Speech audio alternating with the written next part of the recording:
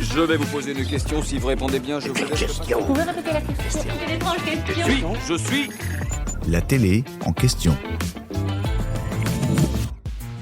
Dans l'imaginaire collectif, Koh-Lanta, c'est la survie, la faim et les poteaux. Mais en coulisses, la réalité est tout autre. Avant même que le premier aventurier ne pose le pied sur le sable, une machine médicale ultra sophistiquée se met en marche.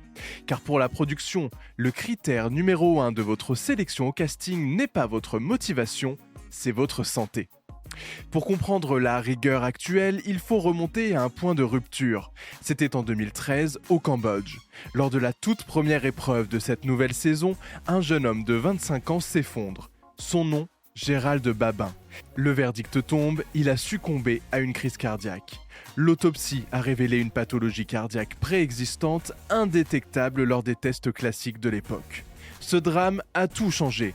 La saison est annulée immédiatement et l'émission entre dans une nouvelle ère, celle de l'hypervigilance. Depuis, chaque candidat passe une échographie cardiaque avant l'aventure. Et après, comment ça se passe une fois sur place? Ne croyez pas qu'une fois le casting terminé, les examens s'arrêtent. Bien au contraire, la surveillance est quotidienne. Cela veut-il dire que les candidats doivent aussi passer une visite médicale avant chaque épreuve ? Eh bien oui, c'est systématique. Cette visite se déroule généralement en mer, juste avant que les candidats n'arrivent sur le site du jeu. Le médecin vérifie les petites blessures, comme les égratignures, pour s'assurer qu'elles sont bien désinfectées, car les candidats ne le font pas toujours correctement eux-mêmes sur le camp.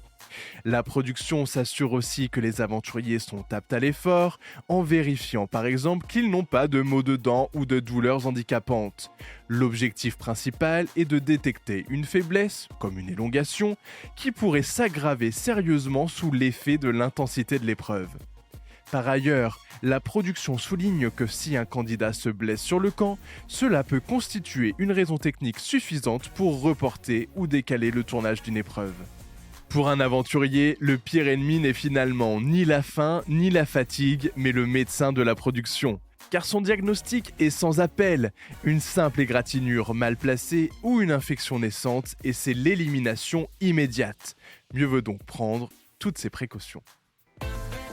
J'espère que cet épisode vous a plu. Si c'est le cas, abonnez-vous sur votre plateforme d'écoute préférée pour retrouver de nouveaux épisodes chaque semaine. Et si vous en voulez plus, découvrez aussi le ciné en question et les séries en question sur les plateformes d'écoute et téléloisirs.fr.